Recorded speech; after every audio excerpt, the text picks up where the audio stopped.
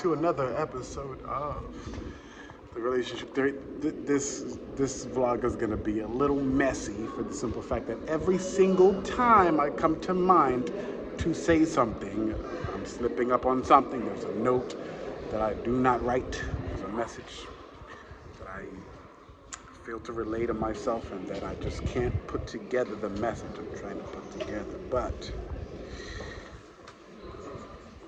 welcome to the Relationship Theory. Here we take difficult emotions in and we talk them out like that. They are a regular conversation.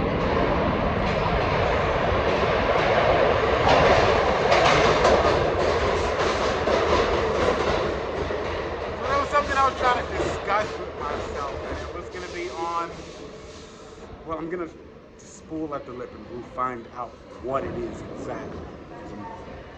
I've plenty of thoughts in my mind, and the thing about the relationship theory is this is exactly what it's for. I'll start here.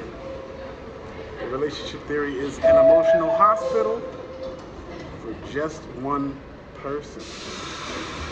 Actually, we're going to recycle the purpose of the relationship theory. Give me just a moment.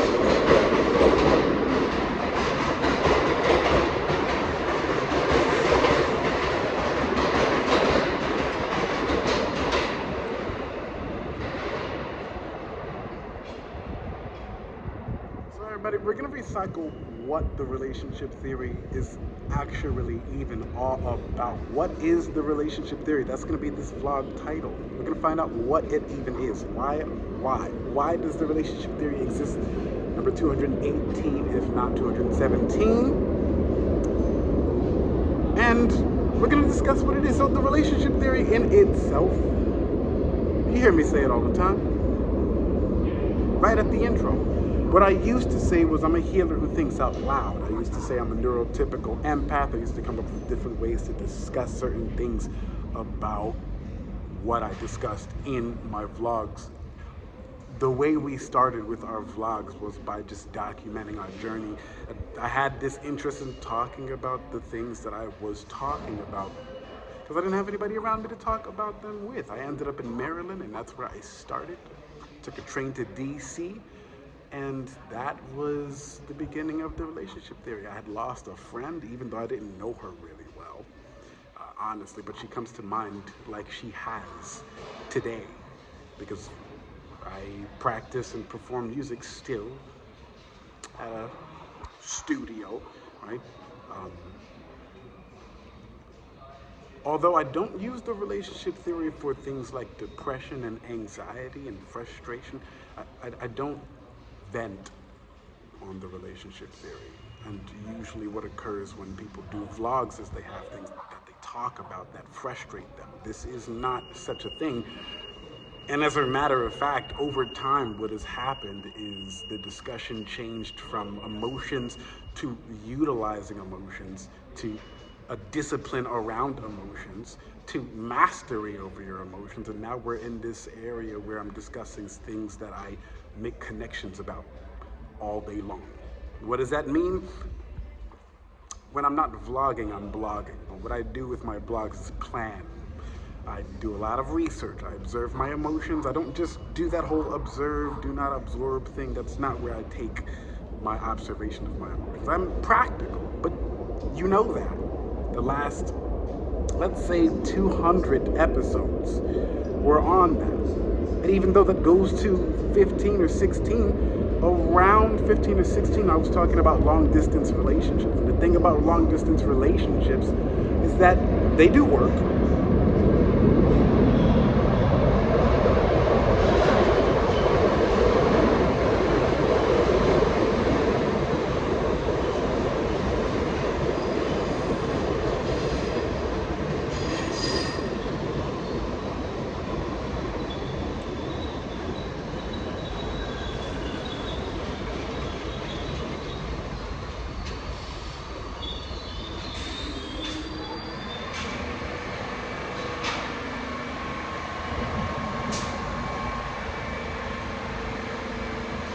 Long distance relationships do work.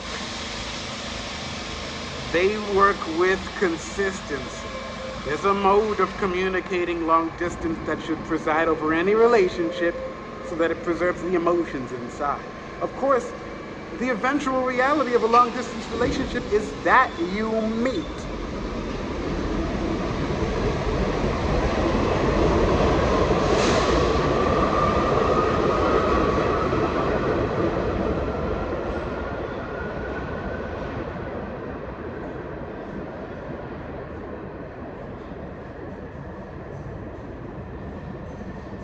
And that's what the relationship theory discussed wholesale, right? It's just that long distance relationships are just one of many things. That's all it really was.